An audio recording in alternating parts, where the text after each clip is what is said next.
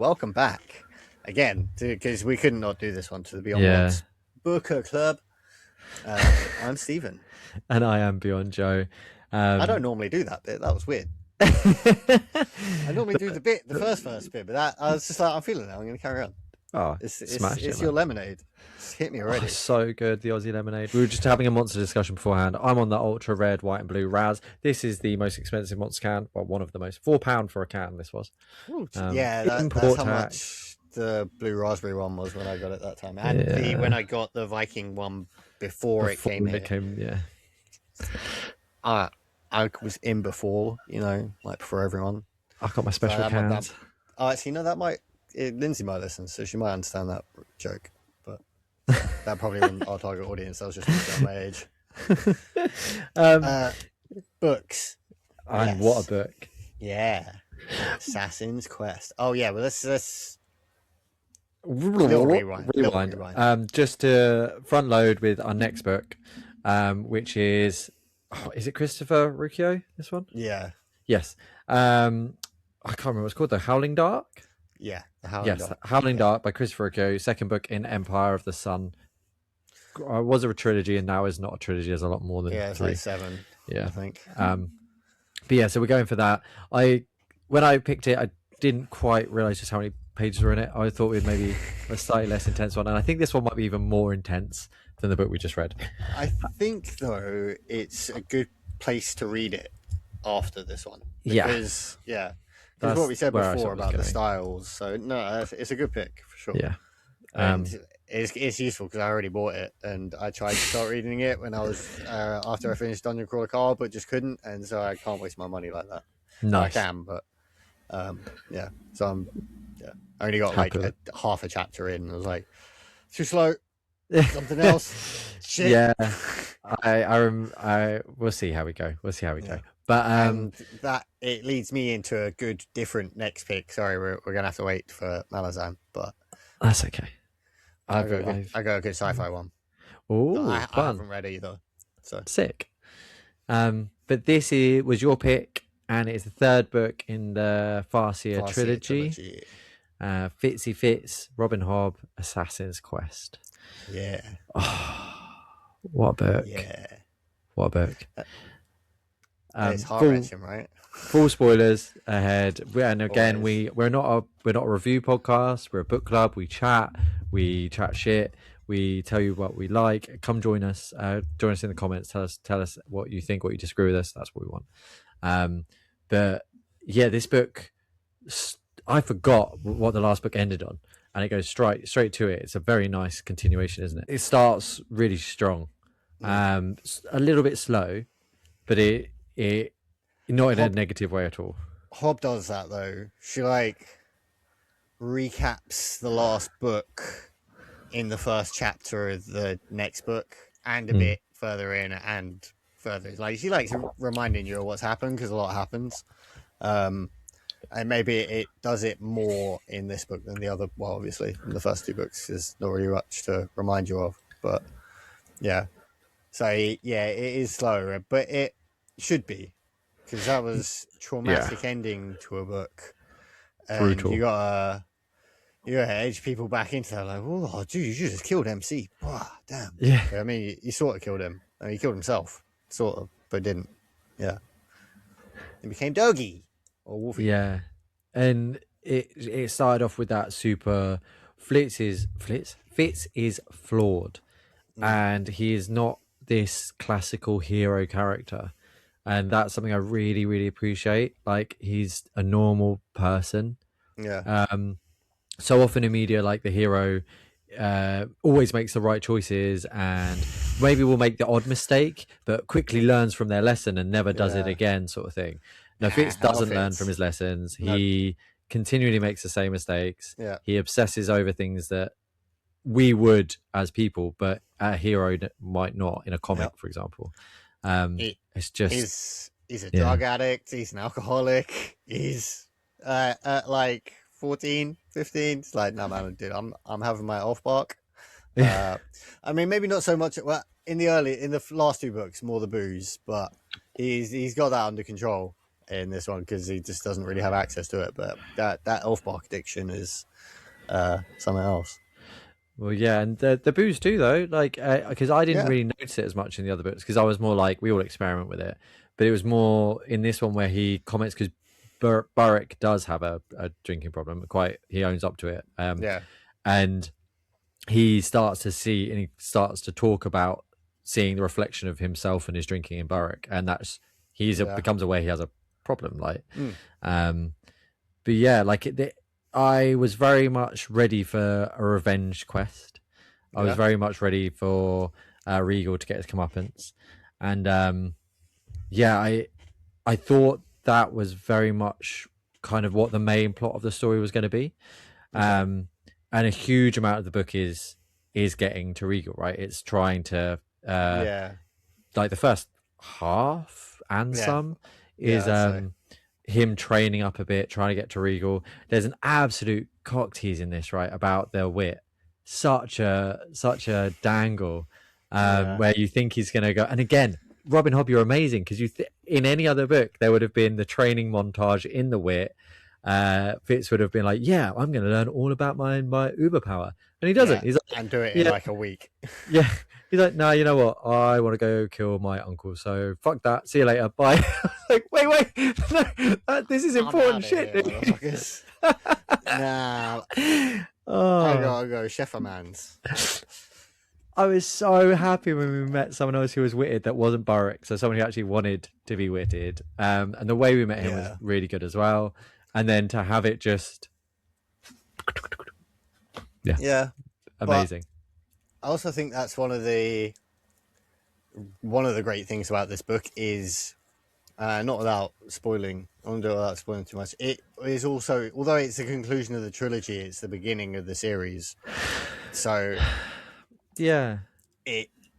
there is still a lot of intrigue and plot points that get set up, and not.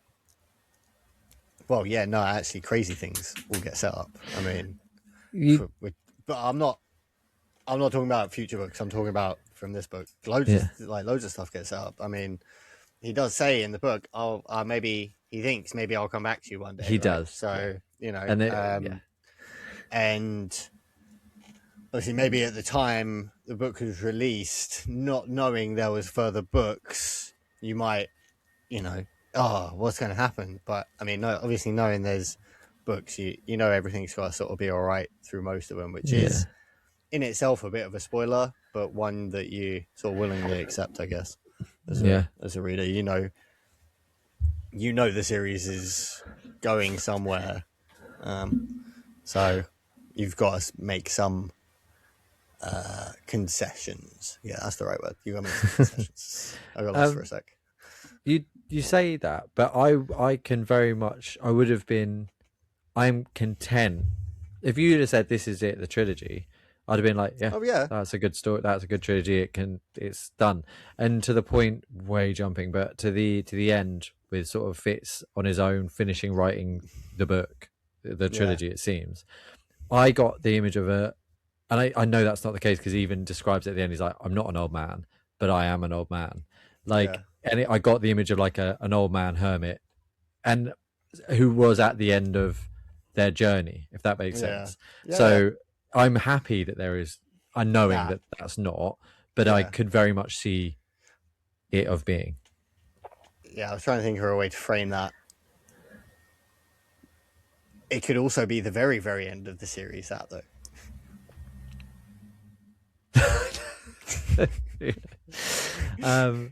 But yeah, so he goes on this journey. I found it very frustrating at the same time, and weirdly, I normally get so frustrated in books where the main character is being such an idiot and not picking up on things that we're picking up on, isn't aware of like the banality of their actions, or like why would you do this? Why are you putting yourself up against these people who, you're clearly in trouble here, you're clearly outmatched, you're clearly making stupid decisions based on silly feelings. But with Fitz, it was so real that I didn't care. Yeah. And it wasn't. He's kind of self-aware of it at the same time. Like, he's like, yeah, I'm probably going to die here. This is probably not the best decision I can make. I've got a queen that maybe made it to the mountains. This guy is my king, is still alive. But no, fuck this man. I'm going to kill this guy. Yeah, Like yeah, it. It almost gets in the way of the bigger picture for Fitz again. He like realistically, he should have thought, man, I should go look for all these other people. I should go and do all these other things, but it just came down to revenge. And he sort of, I mean, if he'd have arrived earlier, he wouldn't have turned up the way he did.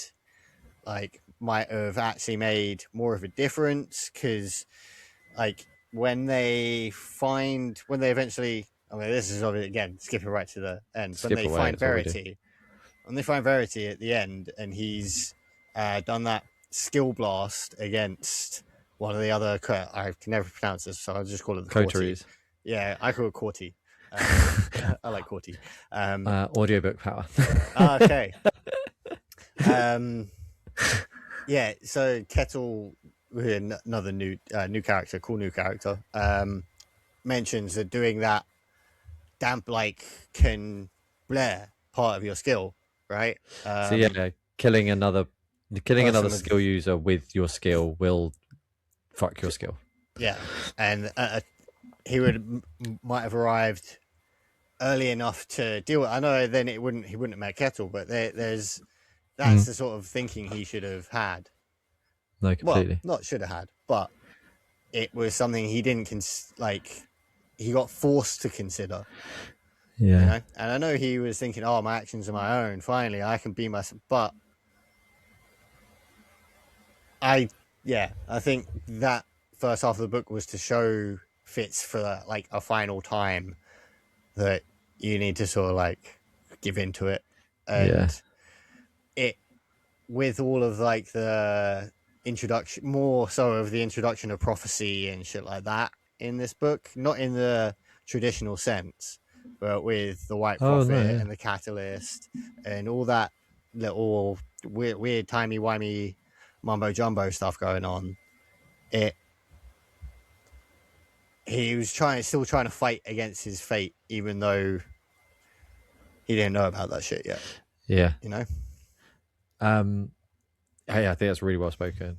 So the first half, very, like we said, that revenge plot, trying to get to Regal, and he gets there, but encounters Will, who is like his nemesis in the skill, if you like, and who is missing an eye because he fucked him up at the end of the last book, which I really like that touch. And after that part, you mentioned about the skill blast, and that's where he gets skill imprinted, right? And that's something really cool because he gets a skill imprinted with the blast. There's two, because there's the original skill blast where and that's where Verity imprints that he come to me, and then goes not fully quiet, but goes quieter. But all he hears is "come to me," and at the same time, he learns that he's a father to Molly and Nettle. Well, he's not father to Molly, but he's father to Nettle with Molly, and Burke is looking after them.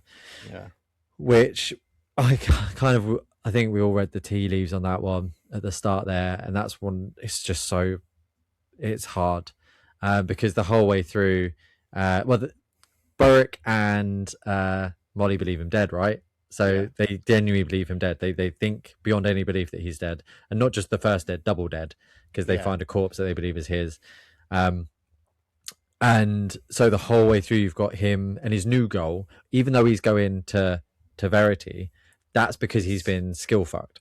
His actual goal is to get there so he can go back to Molly and Nettle. So he's only doing that because of the blast and the skill imprinting that's happened to him. He doesn't, even though he knows it's right to go to his king, he doesn't want to. He wants to go to Molly, but can't. Because he even tries. He starts walking, and then he realizes that he's like, "Fuck! I can't keep walking to her." And that because you don't even sort of it's weird. I've never like really sort of considered all the ramifications of that. Like I was just like, okay, cool, plot point. And that's just thinking about it was kind of, I don't really think I can articulate it properly right now, but No, yeah, it's a weird fuckery that makes you look at the story from a sort of weird different perspective. but what I find important about that is that it is his fits as a character, his growth and his journey. Because I don't really feel it's until he gets to how do you say it? I want to say Rampage. The Forest Kingdom. The Mountain Kingdom. Sorry. Yeah, Where he gets there and re-meets the Fool. Fuck, what a legendary relationship. Brothers forever. That coincidence was crazy too, man. Like Fool not even realizing, and Oh, that was heartbreaking as well. Like heart wrenching, not breaking. Sorry, Yeah. just like so well written.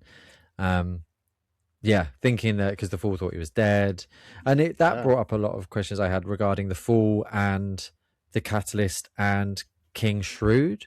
Yeah, Because up until this point, the Fool was King Shrewd's. For the Fool and King Shrewd were like inseparable. They were blood. They were the bros. yeah, So it was like, I don't know. It just felt, and he knew the whole time that Fitz was the Catalyst, and knew that they would be going on this journey, and knew that, but in theory, knew because of the prophecies. Yes, sort of knows. Yeah, Yeah, because it doesn't know until it happens, and I love the way they describe that. Like, yeah, you don't look at a wool jacket and know it's a jacket until it's become the jacket, but you knew all the component parts. yeah. Sort of the way I butchered it there. He does a great before. Like it. Because you can't. I mean, you don't know a prophecy's happened until it's happened, right? So Exactly. But yeah, the way that he describes it is he had loads, and I mean, obviously, you can't remember them all. So only after you think about some of them, and you explore the scenarios from different points, and they even explain it. Then it's like, yeah, look, you have to look at these things and be like, yeah, okay, cool, that one that happened a while back. That was this one, sort of thing. You have to match it up to the event, and it works. Like you accept it. Like it's because I mean it's not too far from what I guess the truth would be considered. It's not like prophecy happens and then it happens, right? Yeah. No, because that it's not. This isn't a self-professing prophecy, self-prophesing prophecy. It's not happening because it was prophesized, because we don't know about the prophecies. Yeah, they're not out in the world. Well, they are, but not in. Fitz isn't aware of them, so we can't act on them. Yeah, he's not going to not go somewhere because of a prophecy and things like that. That would be self-fulfilling. But yeah, and I just thought it was interesting. I would have thought that potentially there would have been a bit more of a relationship between the Fool and Fitz throughout. There was touching points. The Fool did look after Fitz when he was poorly. He did go and visit him, and they did start having these conversations, but they were very much Ridley conversations from the Fool, and maybe that was part of the prophecy situation. I don't really know. So I'll put it to you like this. I'm listening to you. It's letting Buffy in. You remember the story is from Fitz's perspective. Okay, and Fitz's point of view. So if you think about it like that, you only know the Fool from Fitz's brief encounters with him. You don't, and you only get Fitz's thoughts on those encounters, not the Fool's. Yes, that's the way I'd look at it. Okay. Yeah. Yeah, no, that's a very good point. Okay, yeah. I love that relationship. Yeah. And it was so important to me because up until meeting him, and he did have Starling at this point, very briefly, he'd met Starling, and he'd got very, very briefly Kettle. But he had been sold out. He had been like abused by people who'd met on the road, betrayed, beaten. Any opportunity to get fucked. And he did make it out every single time. Like, it was unbelievable, his luck and his... I say luck, he poisoned people, so how lucky are you when you're doing things like that? But it was lucky how it all worked out in the end. He didn't even have his wolf for half the story. Very cleverly done as well, because they needed Rid, and that was a clever way of doing it. Oh, Wolf wants to find Pack. Okay, fair. I'm fine with that. That makes sense. It adds up. Yeah. I mean, she did sort of like hint it a little bit when he was with. What will you do? Like, well, all right, cool. He's gone. All right, he's not going to stop me from like nearly killing myself. Sweet. Regal, come and say hello. Yeah. It could have been 2 books. Like it's 2. It feels they very much flow into one and the other. And I wouldn't want it to be 2, but it feels like very 2. There is the going to get Regal, and then there is the going to Verity. I preferred the Verity part, but that was purely, I think, because that was lore dump heaven, and that was where we found out so much more, and the brutality against Fit slowed down a little bit, not hugely, but there's less. And although there's obviously Fit still interacts with people in the first half of the book, but there's a lot more introspection then, and a lot more development in the latter half, I'd say. Yeah. He comes to understand things better, and he needs the perspective of other people for that. But he wasn't that. Yeah, that first half of the book was just, well, apart from Wolfie Time Fits, that was a man or a boy of a singular mind, right? And all you got was his continual thoughts on what he was going to do, what was happening. So you don't really get to think about the situations from any other perspective than his, because there's no other interaction really. It was painful as well, because he not only did everyone else betray him, but he was like betraying himself constantly, because he was constantly saying about how weak he was, constantly saying like he can't fight anything anymore, how ugly he is, how no one would want to be with him because he's this witted, like Molly would never want him back because he's witted to, like, it was hard to that point as well, that even it was a witted person that, well, I'm going to start using the word, it was Old Blood that attacked Old Blood at the end with not with the hunter and the dogs. Oh yeah.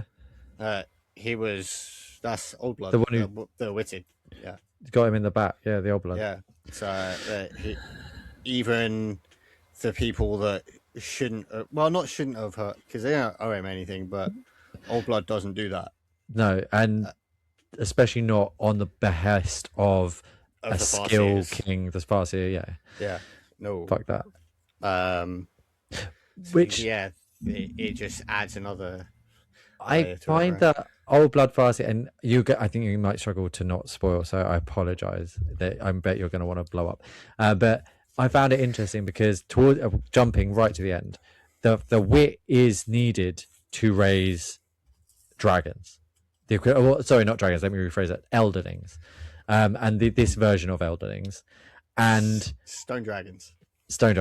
Well, but they're not all dragons. Some of them are like weird buck creature designs. But the wit's needed for that to awaken them. Okay. Well, we discovered that from our perspective. Currently, the wit was needed because that's how they woke them at the end, which was phenomenal. And I told you that bit made me cry. So we're definitely going to talk more about that. But so it's almost like something happened between the Farseers and the Old Blood, because they seemingly should be working together, which is why I think the catalyst and all this stuff, because that's them coming together again. I don't know. That's sort of what I got from it, but I just wanted to drop it in there while we were there. That it's interesting that whole, it's such an interesting bit that wasn't smashed over our faces, and I'm so excited to learn more about. And although there was so much lore dumped, Old Blood wasn't really. It was just teased. And I'll tell you something as well. Yeah, the skill. You have no idea what that shit can do, bruv. Shit is insane. I gotta say, the skill does seem a little bit like Harry Potter magic, only in the sense that it can we'll just let it do anything at this point. Like, there isn't really anything it can't do. Wait, what do we need a plot point for? Yes, it's the skill. Oh no, let me rephrase it. It's more like One Piece and Haki. Like, oh yeah, no, Haki. That was Haki. Yeah, that was all Haki. Dude. The skill was nuts, bro. It is nuts. So is Old Blood, but the skill is insane. Well, like, they can create fucking dragons. Second part of the book, Going to Get Verity, I loved it. I got very confused during the skill road, and I think maybe that's on purpose because it's a very confusing type of fits. But one minute he's like having a discussion with people, and the next he's in like an old timey town and seeing ghosts and stuff like this, and then he's back, and then he's touched a pillar, and then but so to follow it, I found it really hard. But so did Fitz. So by the end of it, I got why I was so confused because I felt like I was supposed to be. Yeah, that's it. I would feel like that as well.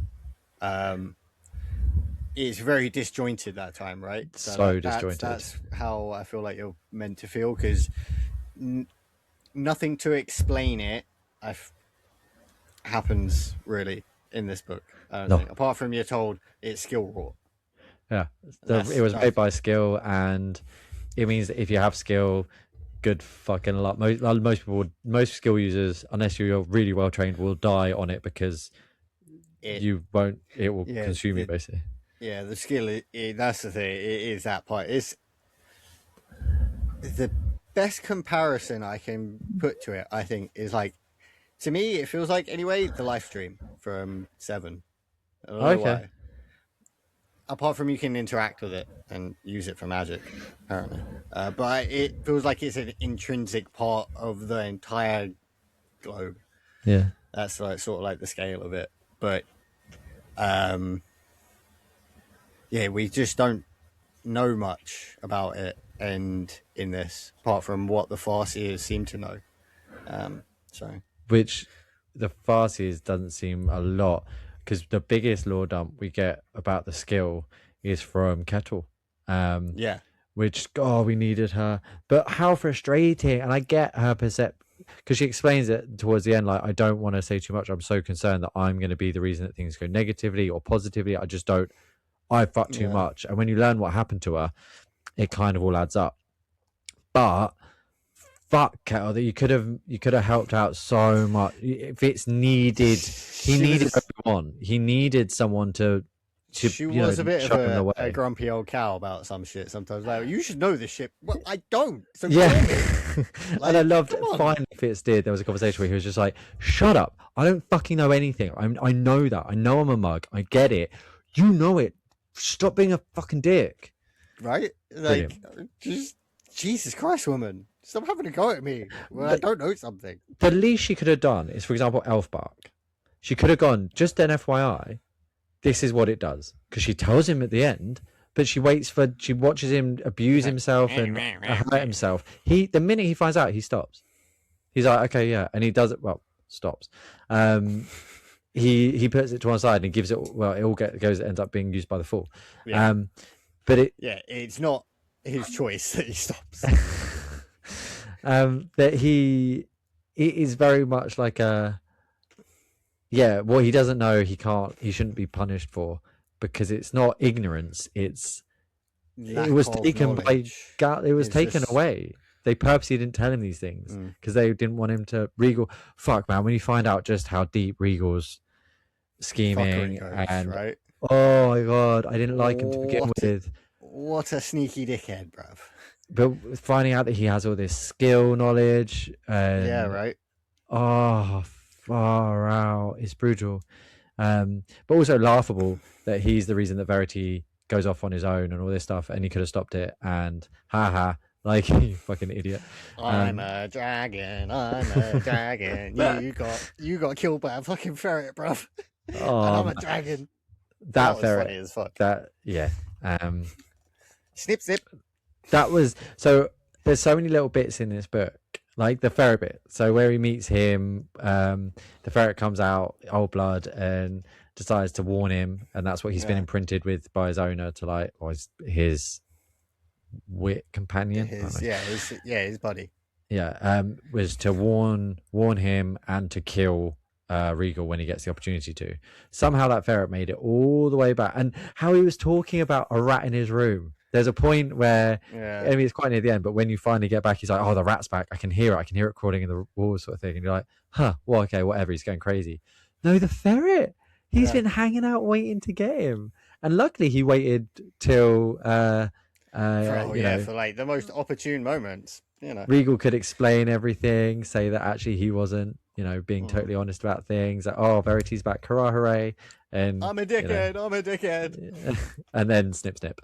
So, and yeah, the fact the little guy got his revenge, that was so perfect. Yeah. I'm just gonna jump to it because I'm worried I'll forget about it. But the very, very, very end of the book finally explaining the forged ones and just hitting me in the face with like you idiot, Joe, of course that was what was happening. Of course they were having their souls like imprinted into Dragon Rock. Like, of course that makes so much sense. Yep.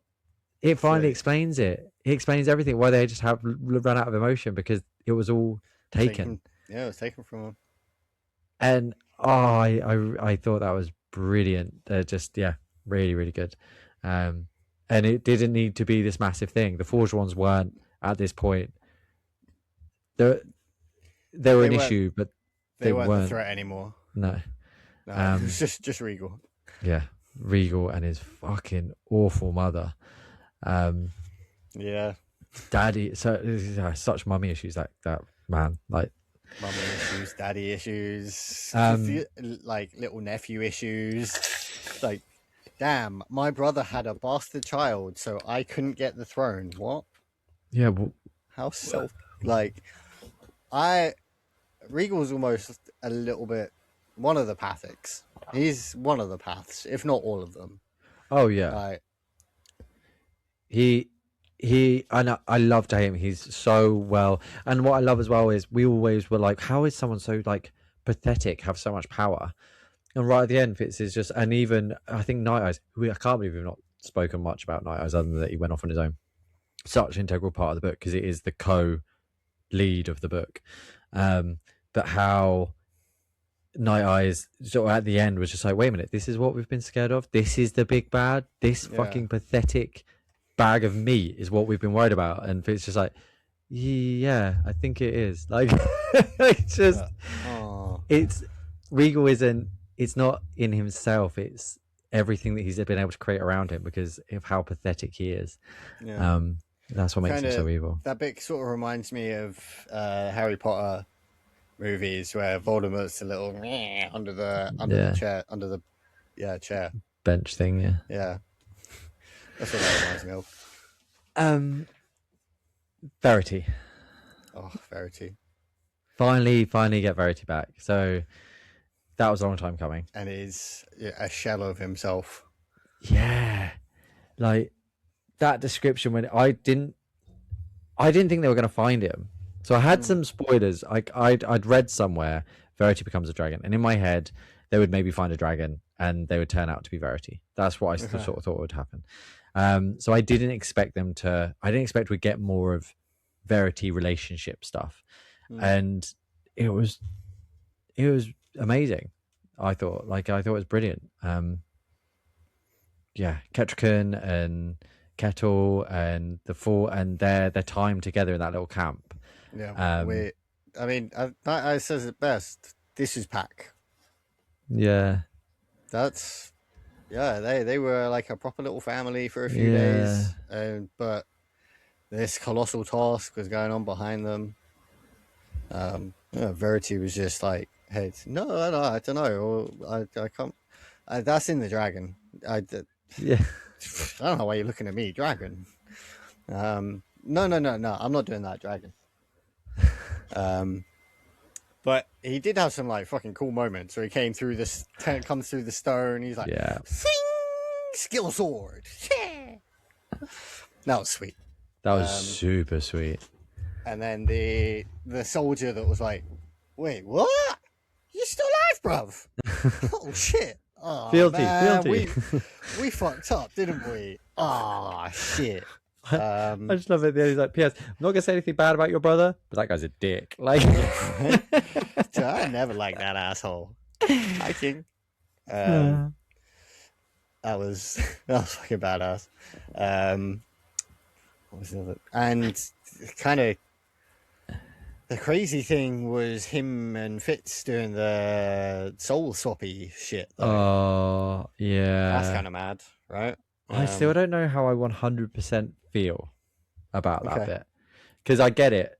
Ketchkin, he wanted to have he needed another night of passion to have another memory to give more to the dragon, and Ketchkin wanted an heir. That still fits his. Yeah. Is it? It's Fitz's kid, right? I mean, it's Fitz's sperms. It's maybe not his soul in there when he did it, but that is. I mean, it's an offhand comment, so I don't think it. I don't consider it a spoiler, really. But that's how it describes it. It was Verity, my body, but Verity's soul. That's how Fitz says it to himself. He's talking about the moment in one of the later books. It's like, this is what happened. It was, my body, Verity's soul. So I don't consider it as me or his child. I don't want to spoil that bit too much. Okay, well, because Fitz has spent this whole, because that is actually a really important bit I found, and it finally allowed him to find sort of like intimacy with another character, because the whole way through the book so many people are trying to fuck Fitz, mainly for the wrong reasons. One of them to try and pretend that she got pregnant with him so that she can blackmail him. What a bitch. Oh my god, that horrible woman. I hated her so much. But there was loads of people constantly trying to shag him, and he constantly turned them down, and they constantly getting so butthurt about it. Right. It's like, dude, just the guy doesn't want to do it. And the reason is because he has a love for Molly. Yeah, he thinks he's married. Yeah, in his head, sweet. Yeah, and he nearly does it. He very, very nearly gets on with the horrible woman, but he says to himself, like, no, what would she do? I can't do this. I'm gonna stay true. He then, brutal. He sees Molly and Boook hook up, and it makes sense. I wouldn't necessarily say hook up. I think that's a poor descriptor. He sees them to come together in order to have sexual intercourse. That connotes a different sort of thing that happened. It was a loving thing. It wasn't like a one-off. It was very much they were falling in love over a period of time, and this was the seeding of their love, and they decided to get married as well. So exactly. Hook up. But he sees the person that he loves, and someone he sees as his dad about to get it on, and that's so painful. And then breaks him a bit, doesn't it? Well, then within minutes, he then goes and gets his body swapped, and then his body is used to sleep with the princess or the queen, who he actually always sort of had a little bit of a thing for. And then he goes and washes himself in the stream. He's like, dirty, dirty, dirty. It sort of reminds me of Ace Ventura when he finds out he slept with a man. He's just in the show, and to the point that he's like, you know what? No, bruv, there's other dragons here than Verity. Take it, motherfuckers. Don't want that shit. Yeah, take all my memories. Take them all. Yeah, don't want any of that nonsense. But it was sweet how obviously I've forgotten her name now. Starling finds him, and then they are intimate together, and it's not a big thing. It's not like going to change the world. It was just what they both needed at that time. Yeah, and it continues as well. We find out. She sort of like law dumps her. She does the flashback, right? Like, well, I mean, look, this is what happened to you. Ah, damn, bro, that shit. This is what happened to me. It's like they're comparing scars, right? Yeah. And then it's like, oh damn, oh, we both fucked up. Oh shit, I knew you were fucked up. I didn't realize you were that fucked up. Should we fuck? It was so sad. Yeah, we both fucked up. Should we fuck? I mean, that's pretty much it. Is it?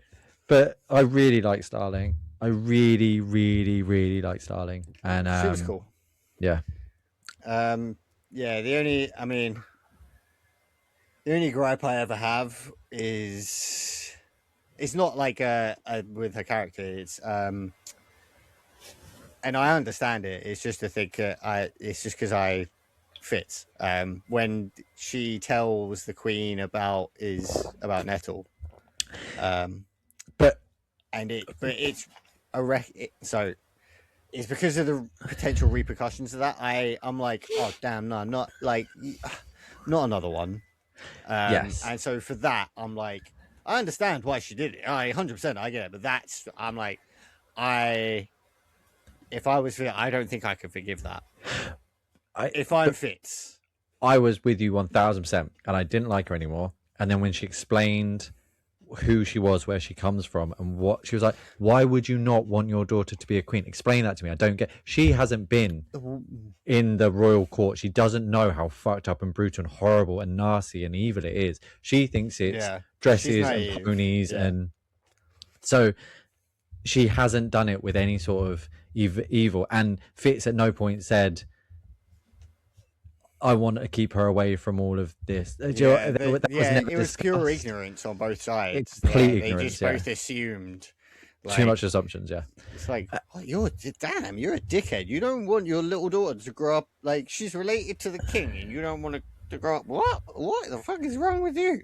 But the awareness though, in itself is so sweet, because that also sort of connotes that Starling doesn't see, like everybody else does, the bastard title hanging over them, which I don't think Fitz realizes at the time. Like, talking about it like that, he's like, oh damn, you don't even see me like that. You call me that because you actually just think that's my name. I mean, it is his name, but it's like, you're just calling me bastard all the time. But it's not. You're just. Yeah, he doesn't realize. No. Yeah, so she is actually quite a sweet, lady. So I do, and I don't forgive it. I don't know.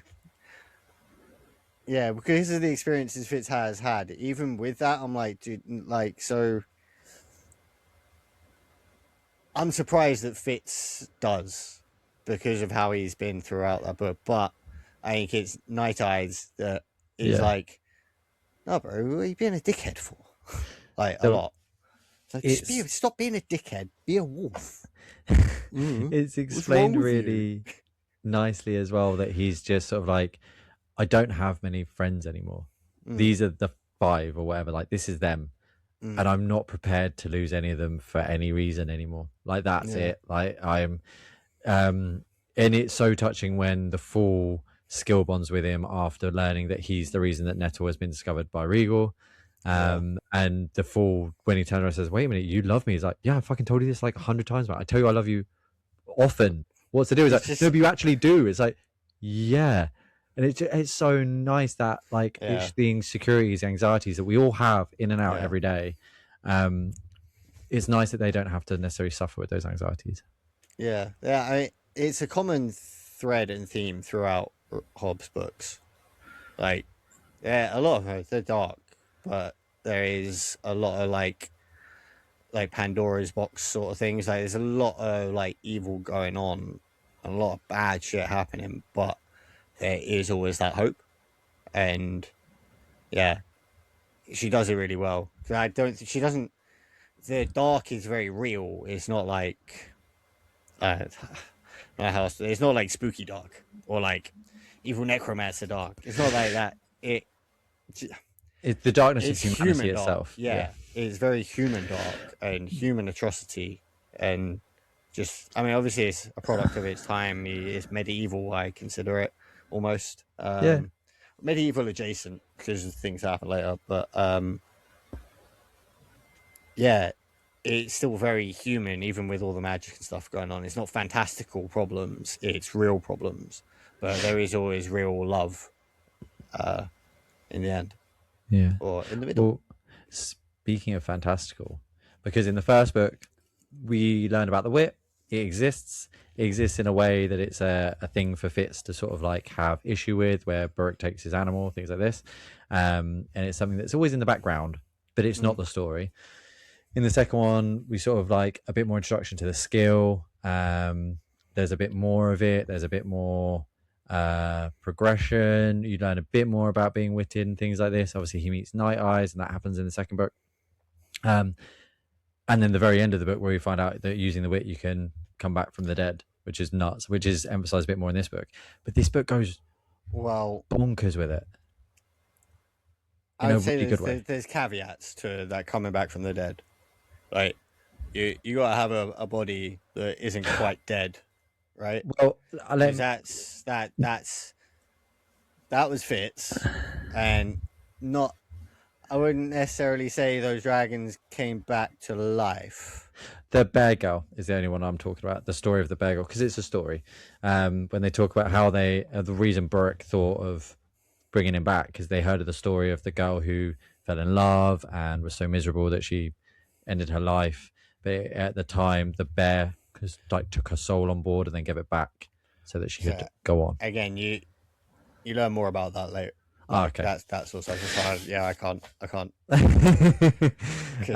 But yeah, so not. I rephrase it. Coming back from the dead, maybe not, but seemingly you can use wit power for other ways. You can enter the soul of another and be within its body, sort of thing. With detriment, because fucking Fitz forgets everything. Forgets horrific start. Yeah, forgets everyone and everything, and just wants to. And that was a really good right at the start, very well written. But the Elderlings, the Mountain Kingdoms, fuck, that's all cool. The Skill Road, the teleportation stones. What the fuck? We're at the end of the third book, and it's all coming so hard and fast, and I'm loving every minute of it. And it's just little sprinkles as well, right? Like on top of everything. It's like, oh yeah, here you go.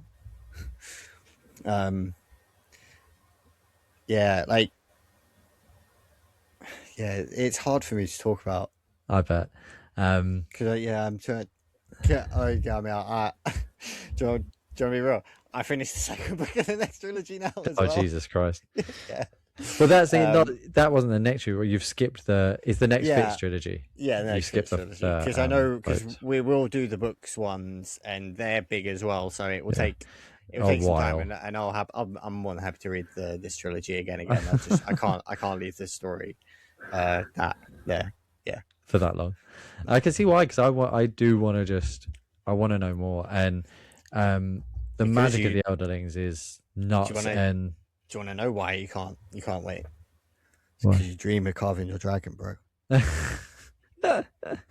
Well, when they finally talk about the nursery rhymes and the Farseer lineage and the Kettle's Law jump, the fact that she's 200 plus years old, like you can use the skill to live on, the fact that you can use the skill to sort of like mind block people, and how you like Fitz managed to free both her and then she freed Verity. It was all really cool, and it wasn't as fantastical as it was still felt rooted in the reality of the world. It wasn't just like and magic. It was like, okay, well, these have been seeded for a while. Yeah. It's not just hocus pocus. No.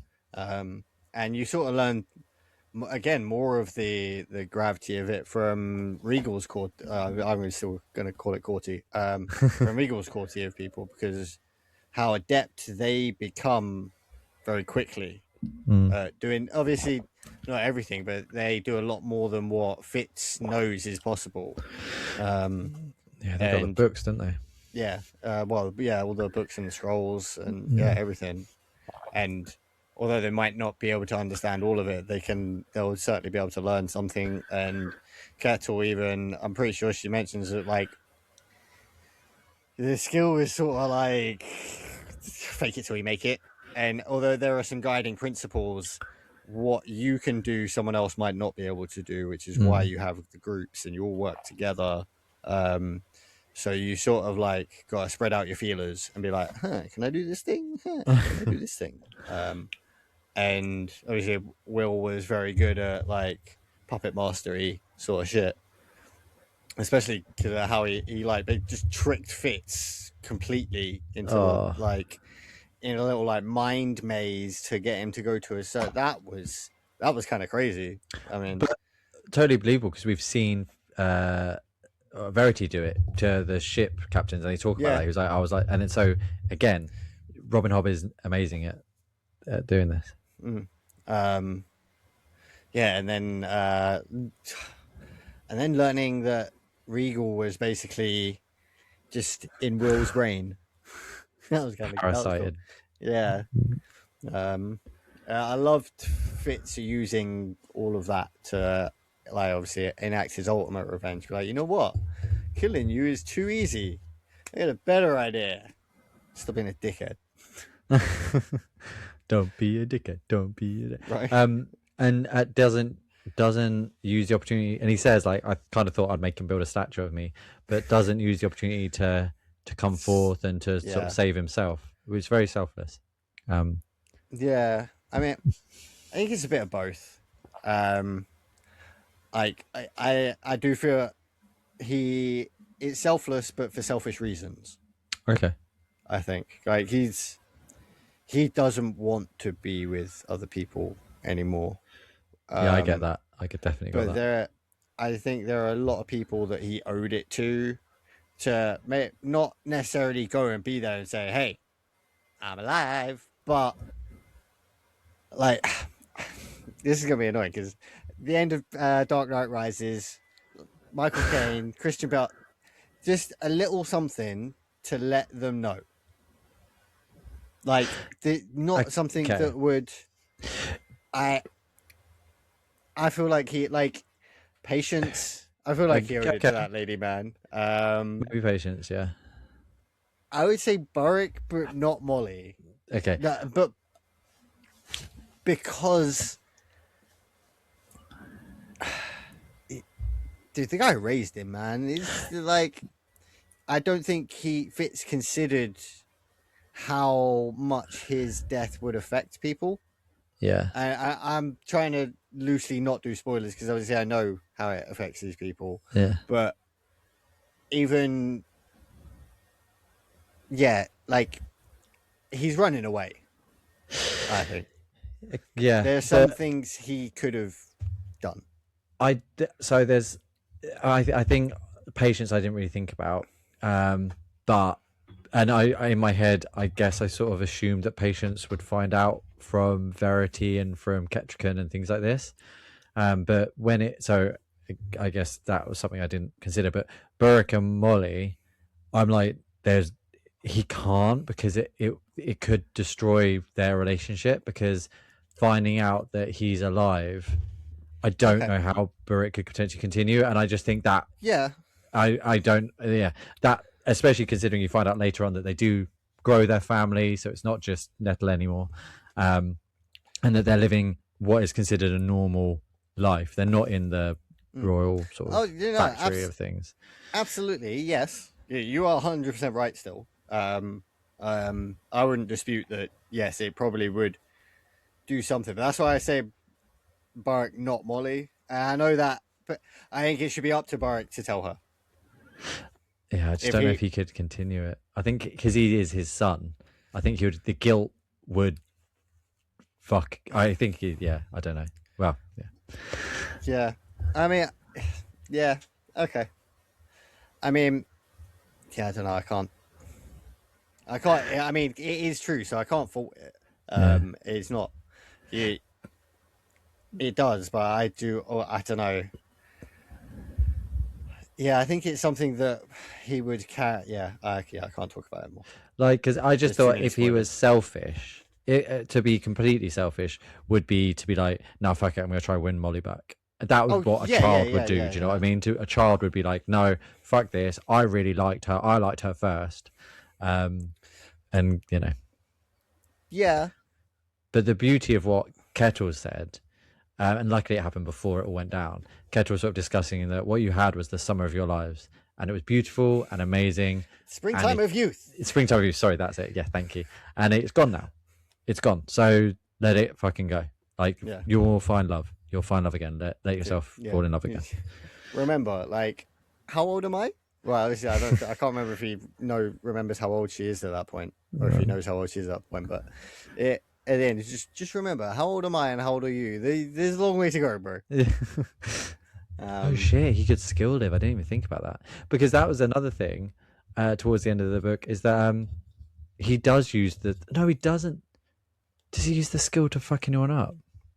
No. I mean, apart from Regal, no, not really. No, because he was going to use it to fuck Regal up, but he doesn't kill Regal. He just No. Yeah. So he gets to keep it. Yes, because he just puppets him. Well, not puppets, but like... He imprints it. He gives him a command.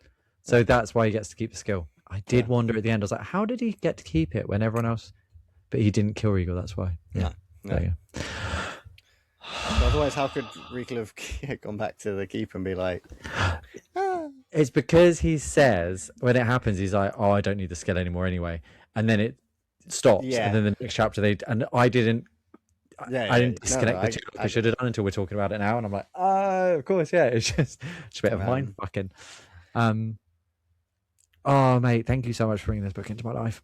It is my absolute favorite series of all time. Yeah, it's. If you nearly cried at this one, if you cried, I can say if you cried at this one, you're definitely going to cry in the book I'm reading now and the last trilogy, bro. I almost want to pre-apologize because I think you're going to cry at like every book. So let's talk favorite bits of the book. It's a new thing I want to do.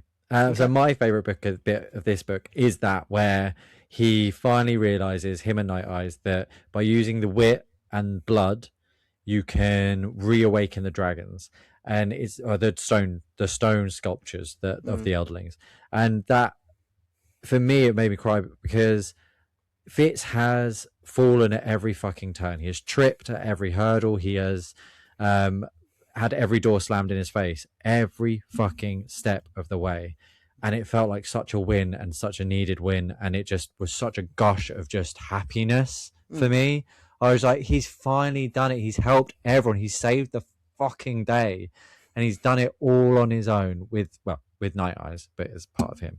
And it made me cry. I cried out loud. I was reading and I just cried. I felt so bad for the boy. Oof.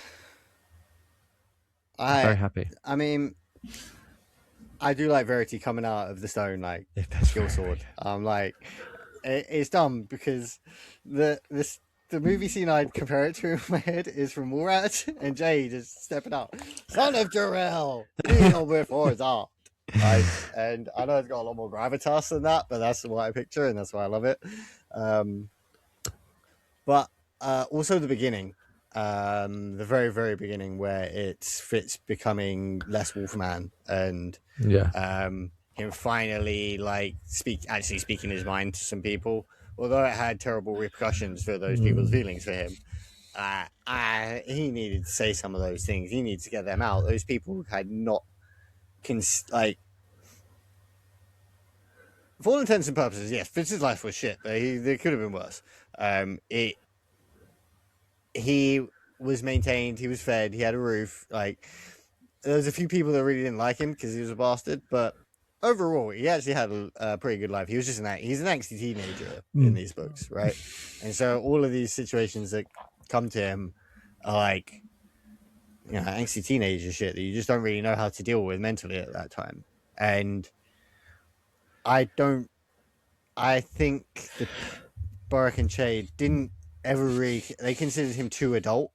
Yeah. And they considered him, because he was trying to be a man, they considered him a man, but I also think it's a circle there, and they never really looked at it from his point of view, and I feel like that they deserve that tongue lashing, and obviously it's a bit central to like Fitz fucking off on his own, and actually what would have happened if Chade and Boric, if that hadn't happened, but yeah, that whole first few chapters of him stop being the wolf, and Boric having to teach him to be a man again, but actually be a man, a human, not even a man, just a human again. Yeah. Like you said earlier, I think that was really well written. That probably writing wise, that was probably my favorite bit. Yeah, it's stunning. It really is. And as painful as that tongue lashing is, like you said, it allowed them, it made them realize, they were like, shit, yeah, he's a kid and he's still a fucking kid. Like, off on your own, time to grow up. Fly the nest, little birdie. Yeah. And to begin with, he fucked it up. He went and became a wolf for months and months. Well, a month maybe, or weeks, or however long it was. A long time. Sorry, I'm extending that because in my brain he was gone for a long time. But he was gone things went moldy. The dust settled on his shit. But yeah, I also feel like not being the wolf needs to be his decision, not someone Yeah, else's as well. no, So completely. it, yeah, it's so well put together, that intro bit. Yeah, and needed to happen for Mm. the book, and I Yeah, assume for the follow ups. Like finally having him on his own. I didn't yeah, realize you just spoke about it then. Like, because yeah, the first two books, it's just he's constantly thinking about what other people want of him and what he mm. needs to do for other people and to make them happy and stuff like this. Yep, Whereas finally, it's just him. his actual king is miles and miles away. Can't do anything He about it. he's the lone wolf, Yeah, although he has his wolf. So they're both lone wolves. It kind of makes they kind of make me think of lions more than wolves. 'Cause, like, if adult male lions can't stay in the pride, they sort of go off together, right? yeah, That I see they're wolf versions of that happening. They couldn't be around the Barak is pretty wolfy. Shade's a little wolfy too. yeah. He couldn't be with those people right now. He needs to go out and learn to be a wolf. Night Eyes had a comment that I think will stick with me forever, and I will butcher it. So, but it's just the gist of what he said. They're talking about time, and I have a big issue with time. I think it's partly my mental health thing, but I'm always worried about there not being enough time, and I'm running out of time, and what can I do with the time I have, and how can I best use time, or I'm stuck in traffic, I don't have enough, I'm wasting time. And the way he was talking about like time is like such a human concept. We just have now, and we have. What are you talking about? Like, why are you thinking about tomorrow? And I thought it was really touching. Thing already happened. That other thing hasn't happened. So what the fuck do you care? What does it matter? And I also found that really kind of sad. And he does talk about how over time the Night Eyes becomes more and more human and stuff like that. Because later on, Night Eyes says like he's talking about the pack and how much he loves it. He's like, I don't want to lose this. I'm worried that tomorrow we might not have this. And I was like, fuck, it's like he's now seeing tomorrow, and he's losing that freedom of soul that he once had. And I hope he gets it back. So my one like that is when Fitz says to the Fool, this isn't wise, and the Fool replies, when have you known me to be like anything but when something about a fool being wise, and I was just that it's like one of the repeat jokes. Like it happens a lot, and I like that one. I think that one's it's a little on the nose. It's borderline dad joke, but it's not quite, So I feel it's acceptable. It's say something like, "Why would I be anything but foolish?" And it's like, I'm a fool. It's so good. I'm like, yeah.